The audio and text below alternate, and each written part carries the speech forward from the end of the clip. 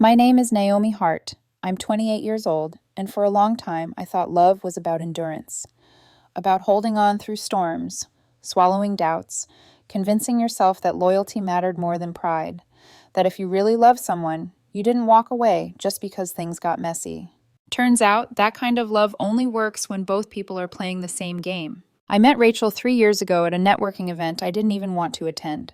I work in IT, quiet, structured, behind the scenes. Social events aren't really my thing. I had every intention of skipping it, but a friend dragged me along, insisting it would be good for me. The place was buzzing, full of clinking glasses and clusters of people laughing too loudly about things that weren't really funny. I was scanning the exit, plotting my escape, when I heard her. Rachel. She had the kind of voice that carried across a room.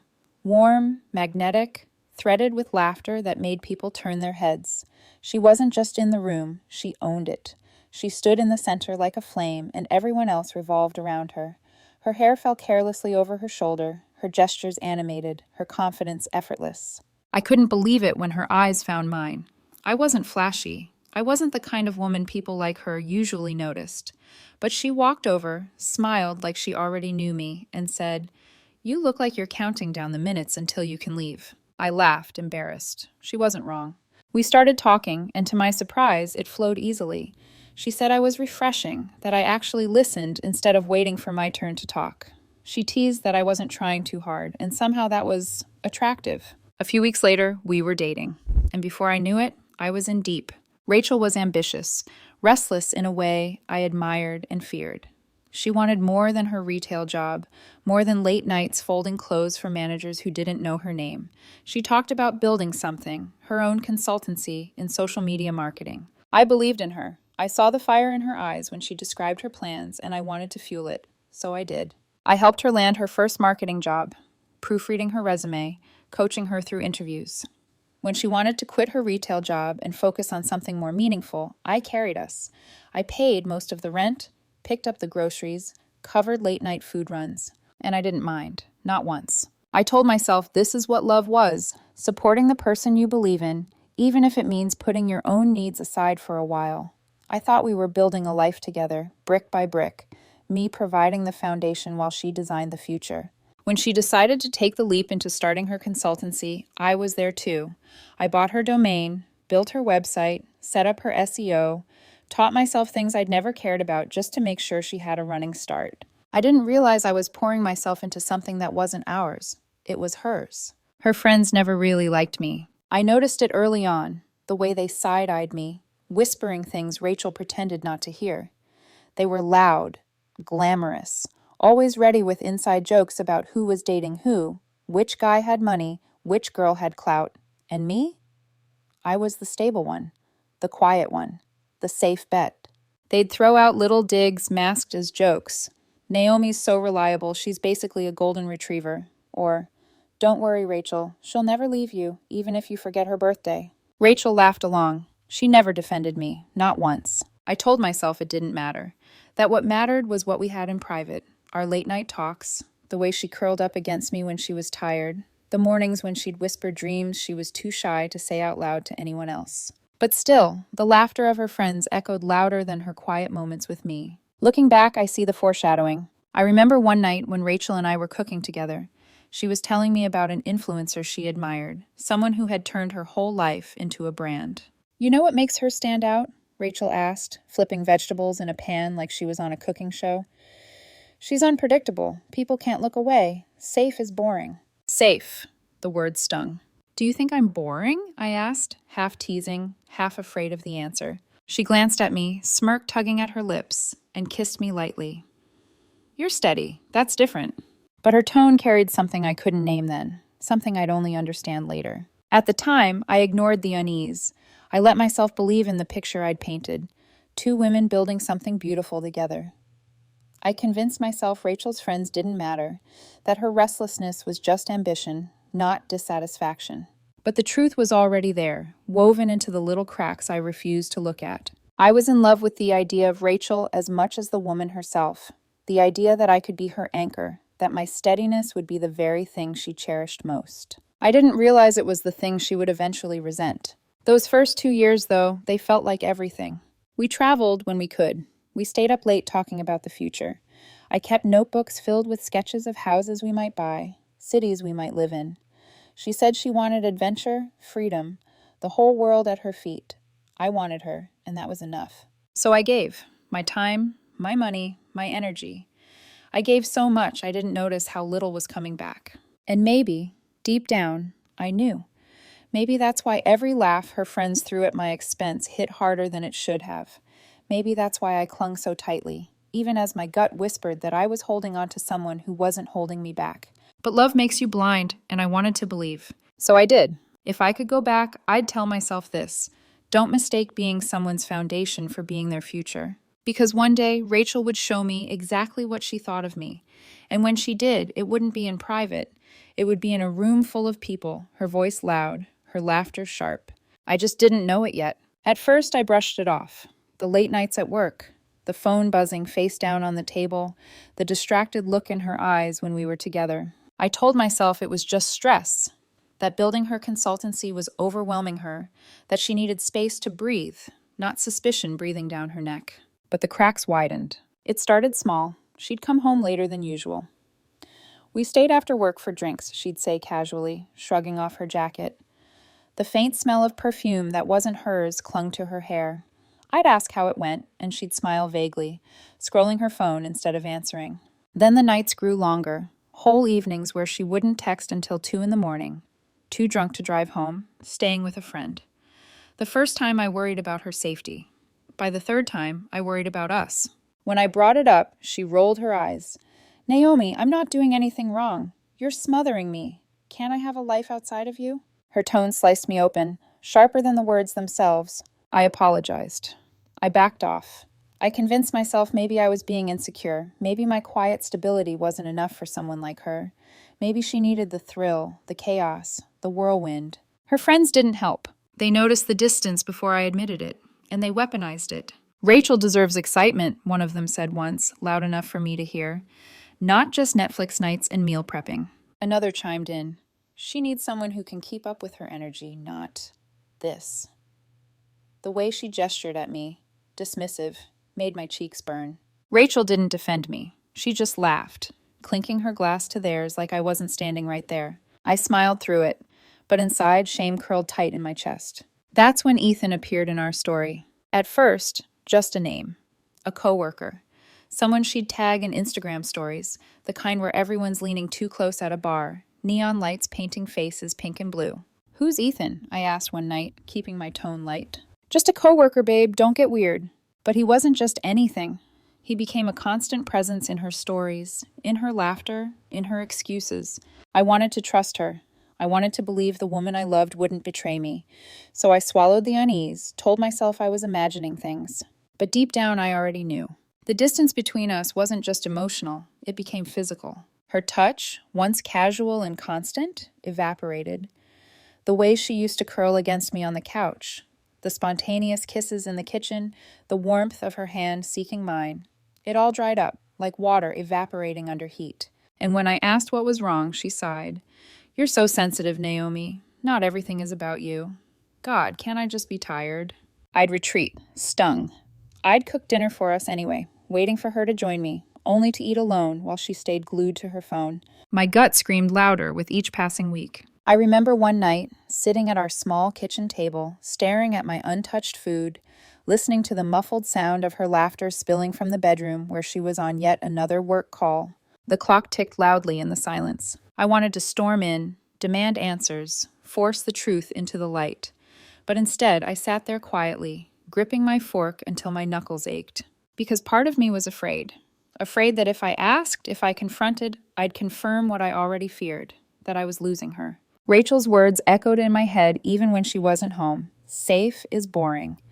That was me, wasn't it? The safe one, the steady one, the predictable one.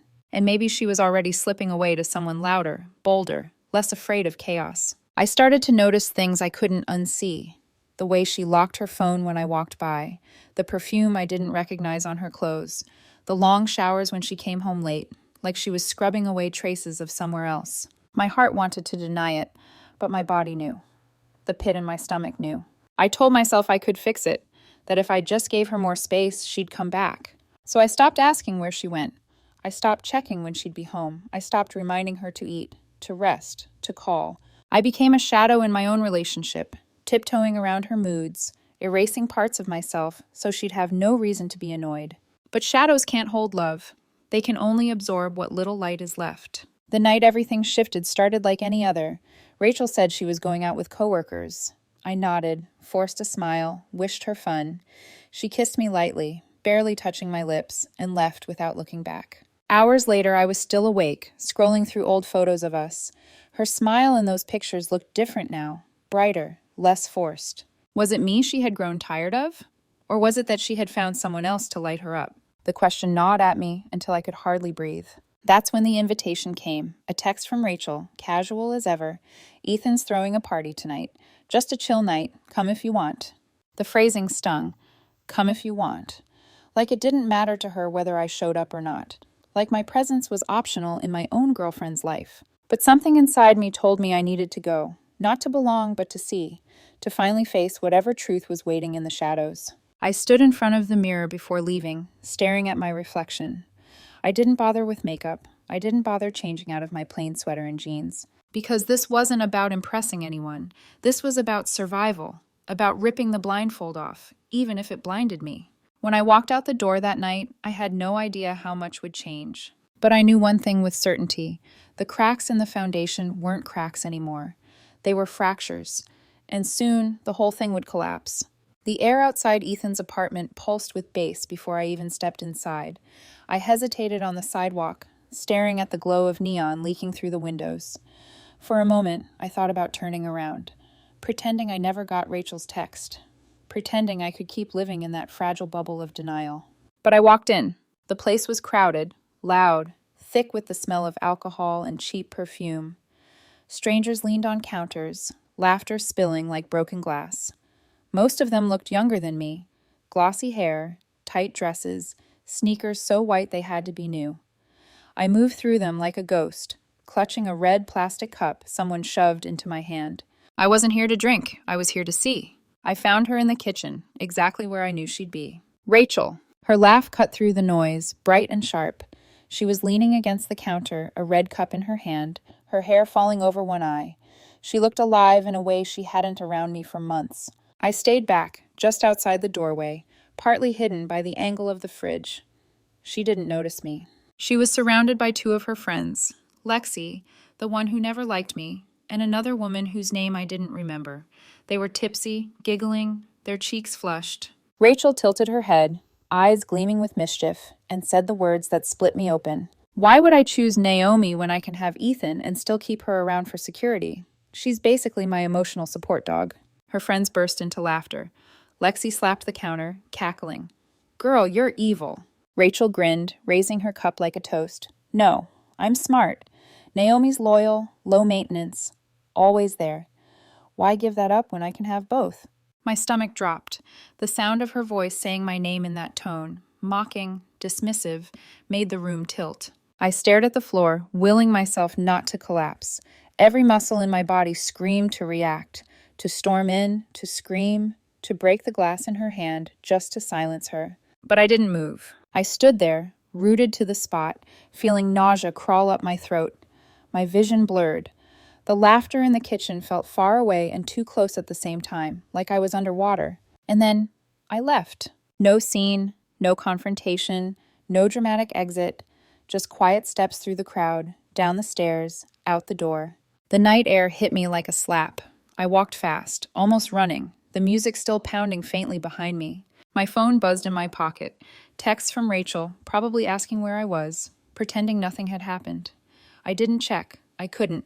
I made it home before her, sat in the dark on the couch, staring at nothing, my heart hammering so hard it hurt. When she stumbled in at 3 a.m., drunk and laughing, she barely noticed me. Crazy night, she mumbled, grabbing a bottle of water. Then she collapsed into bed, makeup smearing the pillow. I stayed on the couch, wide awake, listening to her shallow breathing from the bedroom. And in that moment, something inside me broke cleanly, like glass snapping under pressure. The next morning, I asked. She blinked at me across the kitchen table, hair messy, mascara smudged. What are you even talking about? I repeated her words back to her, every syllable, every laugh. She didn't deny it, she just shrugged. Okay, maybe I said some stuff. I was drunk. Jesus, Naomi, you're seriously going to act like this is some big deal? Some big deal. The way she said it, flat, dismissive, told me everything. She wasn't sorry. She didn't care. In that instant, I realized the woman I thought I loved either never existed or she had disappeared a long time ago. I didn't yell. I didn't cry. I didn't beg her to explain. I just nodded, stood up, and said, "All right, I hear you." Her eyebrows lifted, surprised. I think she expected a scene. She expected me to beg, to argue, to fight for her the way I always had. But instead, I went silent. Not just for minutes, for days. Those next 2 days were surreal. Rachel acted like nothing had happened. She went out for brunch with her friends, posted Instagram stories of mimosas and dogs in handbags, laughed into her phone late at night. Meanwhile, I became invisible in my own apartment, a shadow moving quietly, waiting. And in that silence, I started to see clearly. The truth was simple. She didn't care. I don't know what I had expected. Remorse, maybe, or even guilt. But she was calm, comfortable, like she had finally put me in my place. Like I could now stay there permanently, her safe backup while she lived her double life. But she underestimated me. Because while she was busy pretending nothing had changed, I was preparing to leave. The breaking point came on a Wednesday night. She tossed her keys on the counter, sighing dramatically. Ethan's boss is such a dick. We were at work till 9, and he still made us stay for a debrief. I didn't say anything. She kicked off her shoes, wandered past me, then doubled back. Okay, what's this weird vibe? Are you still mad about the party? Seriously? I looked at her, calm, flat, empty. I'm not mad, I said. I just finally heard you clearly. She rolled her eyes. God, you're so sensitive. I already said I was drunk. I was venting. You act like I cheated or something. I stood, walked past her, and started folding shirts into a backpack, quietly. Her tone shifted fast. What are you doing? Packing for what? For good. She laughed. Actually laughed. You're being ridiculous. You're seriously walking away because I vented to my friends while drunk? I zipped the bag. No, I'm walking away because you meant it, and I finally believe you. She started pacing, arms crossed, smirk plastered on her face. Her defense mechanism. Naomi, grow up. Everyone says dumb stuff. You're not perfect either. You're predictable. You've never understood what I actually need. I slung the backpack over my shoulder. Then this should be a relief. Her smile faltered. Where are you even going to go? You don't have friends. You don't do anything. You're boring. I opened the door, looked back one last time. Maybe, but I'd rather be boring alone than disrespected in my own home. And then I left. No yelling, no begging, no last look, just gone. Walking away wasn't loud. It wasn't dramatic. It wasn't even satisfying. It was survival. And though I didn't know it then, my silence would become the one thing Rachel couldn't control, the one thing she couldn't stand. The door closed behind me with a soft click. No slammed hinges, no broken glass, no shouting match echoing down the hallway. Just silence. I carried my backpack down the stairs, out into the night, and kept walking. Each step felt heavy and light at the same time, like shedding chains and carrying stones all at once. I didn't have a plan, just a hotel room I booked on my phone while sitting in the parking lot. The glow of the screen lit up my trembling hands, a confirmation number, an address. That was enough. The first night alone, I sat on the edge of a too-stiff mattress in a room that smelled faintly of bleach and air freshener. My backpack lay at my feet, everything I owned in that moment compressed into folded shirts and chargers.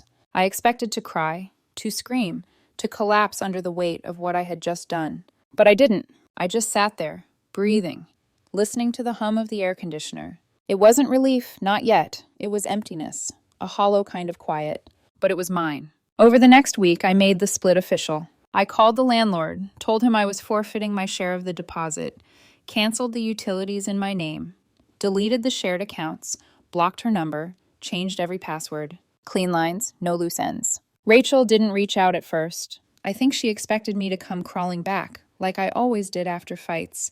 She underestimated how much damage her words at that party had done, how they had carved into me so deeply there was no bandage, no apology that could hold me together again. I wasn't angry anymore. Anger requires energy, and I had none left to give her. What I wanted was peace. I found a short-term lease about 40 minutes away, in a quieter town where the streets emptied after 9 and the neighbors waved politely but kept to themselves.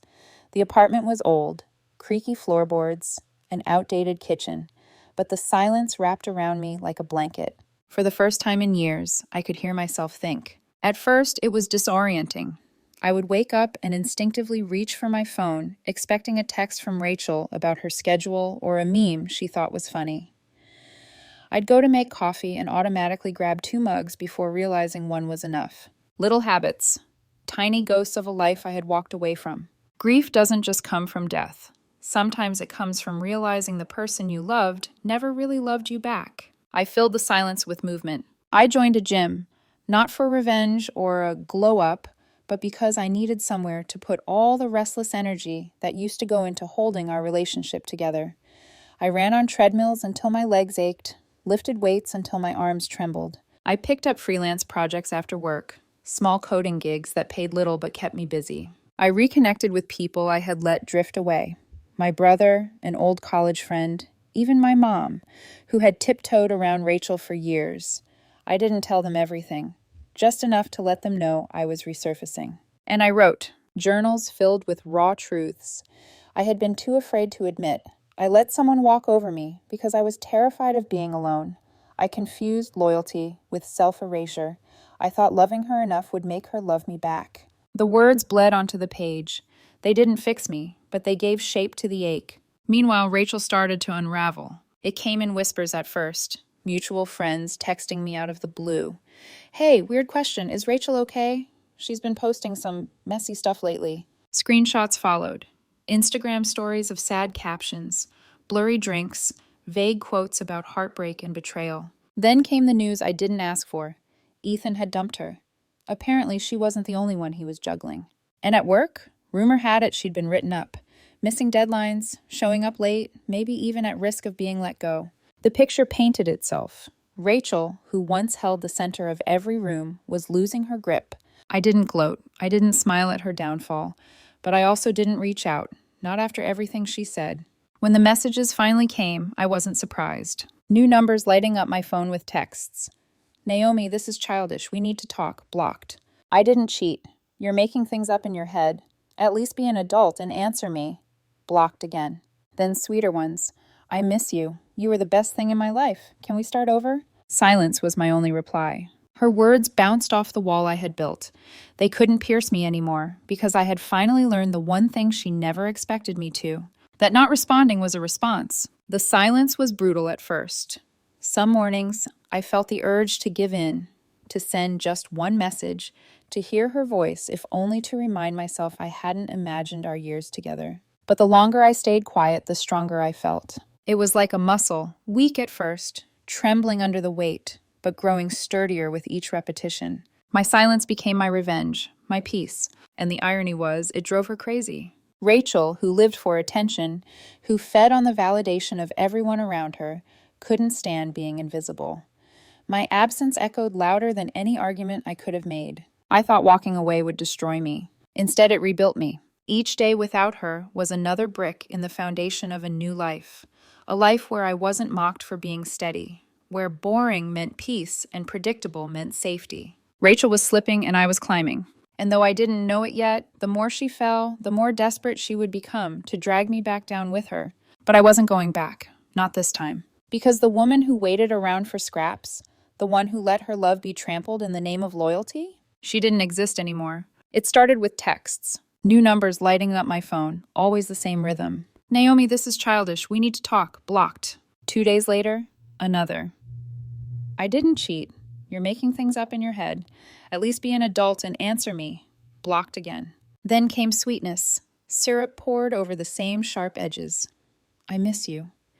You were the best thing in my life. Please, just talk to me once. I can explain. But there was nothing to explain. My silence was the only answer she was ever going to get. The messages kept coming. Random bursts of longing, guilt-tripping, even sarcasm. One morning, you'll never find someone who cared the way I did. That afternoon. Fine. Be alone. That's all you're good at. I never typed a single word in return. It wasn't easy. My fingers itched sometimes, hovering over the screen, aching to type something sharp, final, cruel enough to match what she had done to me. But then I'd stop. Because silence was stronger than any sentence I could write. Silence wasn't just absence. It was a mirror. and Rachel hated what it reflected back at her, that she had lost control. Weeks passed. My life steadied. Gym, work, journaling, sleep. Rachel, meanwhile, spiraled. Mutual acquaintances started reaching out. Hey, is everything okay with Rachel? She's been posting some weird stuff. Screenshots filled my inbox. Her Instagram flooded with vague quotes about betrayal, heartbreak, fake people. Pictures of half-empty wine glasses, messy apartments, captions that sounded more like cries than statements. She was unraveling publicly, and I was watching privately, detached. Not gleeful, not vindictive, just distant, like observing weather on the horizon that no longer reached my shore. Then the emails began. An unfamiliar address. Subject line, please read this. It was from her. The email was long, rambling, half apology, half performance. She wrote about how she got caught up in stupid things, how I always made her feel safe, how she didn't realize what she had until it was gone. And then the kicker, Ethan was never serious about me. I thought I was choosing excitement, but he treated me like an option. I was wrong. I see that now. Can we please talk? I closed the tab. I didn't reply. The next day, another email arrived. Subject, just once. I didn't open it. That's when her mother called. I froze when the familiar name lit up my screen. For a second, I almost answered out of reflex. This was the woman who once told me I was the only real partner Rachel had ever brought home. But I let it go to voicemail. Her voice trembled through the recording. Hi, Naomi. I know this is awkward, but Rachel's not doing well. I'm not trying to guilt you. She's hurting. She talks about you all the time. Could you maybe talk to her, even just once? I sat there, phone heavy in my hand, listening to the plea. But I didn't call back. Because what her mother didn't know, or maybe didn't want to admit, was that Rachel didn't want me. She wanted the safety net I had been. She wanted the version of me that tolerated the disrespect, absorbed the chaos, stayed no matter what. That version of me was gone. Her friends tried next. Lexi, the same woman who once laughed when Rachel called me her emotional support dog, sent a message. Hey, Naomi. I know we didn't get along, but Rachel's really struggling. I think she finally gets it. You were good to her. We all see it now. Just thought you should know. I stared at the message, the hypocrisy burning like acid. Now you see it. But I didn't reply. I blocked her instead. Another coworker of Rachel's DM'd me later. You don't know me, but I worked with Rachel. She talks about you like you're the one who got away. Not trying to overstep, but she seems different lately. Quieter. Maybe she's finally grown up. But I wasn't interested in different. I wasn't interested in finally. I was interested in peace. Rachel grew bolder. New numbers again. Long texts about closure, about how I didn't even have to forgive her. She just wanted to tell me her side. Then came the guilt tripping. So that's it? You just erase people like they never existed? I made a mistake and now I'm dead to you? Then rage. You think ignoring me makes you better than me? You were boring and I settled for you. F you, Naomi. I didn't flinch. Her words didn't wound me anymore because I finally saw them for what they were. Desperation. One night, the buzzer to my building went off. I checked the camera feed. Rachel stood outside, hoodie pulled tight, hair tied back, face bare of makeup. She looked small, tired. My chest tightened, not with longing, but with recognition. This was the same woman who once stood tall in the center of every room, laughing, radiant, untouchable. And now here she was, diminished, knocking on my door. She buzzed again and again. I sat on the couch and didn't move. Eventually, she gave up. I heard the building door close. Later, I noticed a folded piece of paper slipped under my door. Her handwriting, messy, smudged with what might have been tears. You always saw the good in me, even when I didn't. I took that for granted. I was selfish, scared, stupid. I know I don't deserve a second chance, but I'd give anything to be in the same room with you again, even just as a friend. I folded it neatly, slid it into a drawer, and never touched it again. Her final message came days later, a voicemail. Her voice was raw, stripped of performance. I can't believe you're doing this. I was there for you when you were broke and weird and quiet. I made you cool. I introduced you to people, and now you act like you never knew me. You think you're better than me now? You were never better, Naomi. You were just safe. Click. That was the last time I heard her voice. Silence.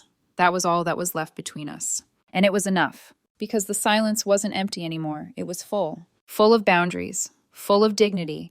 Full of the peace I had been denied for years. Rachel hated it. But me? I thrived in it. A year later, I almost didn't go to the party. It was an engagement celebration for a mutual friend. The kind of awkward overlap you can't really avoid when you've shared years with someone. I debated staying home, pouring a glass of wine, and scrolling through Netflix instead. But my girlfriend insisted. Yes, girlfriend. Her name was Claire, a nurse with a laugh that softened the hardest days. She was steady in ways that felt like a balm, but not like a mirror. She had her own fire, her own patience, her own kindness. She didn't need me to complete her. She chose me to walk beside her. That night, she squeezed my hand and said, "Come on, it'll be fun." So I went. The venue buzzed with warm lights and clinking glasses, chatter spilling out of every corner. I walked in with Claire, her arm looped through mine, and for the first time in a long time, I didn't feel like a shadow. And then I saw her. Rachel. She stood near the drinks table, sipping something red and sugary, scanning the crowd like she was searching for someone, anyone, to notice her. Her hair was styled, her dress carefully chosen, but there was a hollowness in her eyes I had never seen before. When her gaze landed on me, her mouth fell open just slightly before she plastered on a smile. That smile I used to fall for. "Naomi," she said, voice pitched too high. "Wow, you look different." Different, she meant alive. I nodded politely. "Hey." My tone was calm, almost casual. Claire slipped her hand into mine, grounding me. I could feel Rachel's eyes flicker to it, linger there, then dart back up. "So, how have you been?" Rachel asked, her smile wobbling. "Good," I said, "really good." Her lips parted, but no words came for a moment. She scanned me like she didn't recognize what she was looking at. Finally, softly, "You look happy." "I am." There was a pause. The room buzzed around us. Music, laughter, the pop of a champagne cork. But between us, there was only silence. Rachel laughed lightly, trying to fill it. "Remember when we used to talk about getting married one day? Crazy, right?" I smiled, not at the memory, but at how far I had come from the person who once dreamed those dreams with her. "Yeah," I said. "I remember. I also remember you saying you didn't need to choose between me and someone else. That you could have him and still keep me around for security." Her smile faltered. She swallowed. "Naomi, I was drunk. I was stupid. You know I didn't mean—" "You did," I said gently. "And that's okay. You made your choice. I just stopped being the woman you thought I was." Her eyes glistened, and for a second I thought she might cry, or scream, or both. "Can we maybe talk? Just the two of us. Catch up. Start over?" I shook my head. "There's nothing to start. That version of me, the one who waited around for scraps, the one who let your friends mock her, the one who kept giving even when you stopped caring, she doesn't exist anymore." Rachel's jaw tightened. Her voice broke. "You're really not ever going to forgive me, are you?" I shrugged. "It's not about forgiveness. It's about peace. And I have it now." I turned, walked back toward the dance floor where Claire was waiting, her smile soft, arms open. As she pulled me close, the music washing over us, I let out a breath I hadn't realized I'd been holding. Claire kissed my temple, whispering something about how much she loved this song. I laughed, swaying with her, the weight of the past falling away like dust. For just a second, I glanced back. Rachel was still by the drinks table, clutching her glass like it was a lifeline. Her smile was gone. She stood alone, the way she had once left me, so many times. Only now, no one was coming to pick her up. That night, as Claire and I left the party hand in hand, I realized something important. Karma doesn't always arrive like lightning. Sometimes it's quiet. Sometimes it's just the echo of silence, growing louder in the absence of what someone once took for granted. Rachel's karma was standing by that table, empty-handed, while I walked away with peace. And mine? Mine was knowing I didn't need revenge to win. I just needed to choose myself.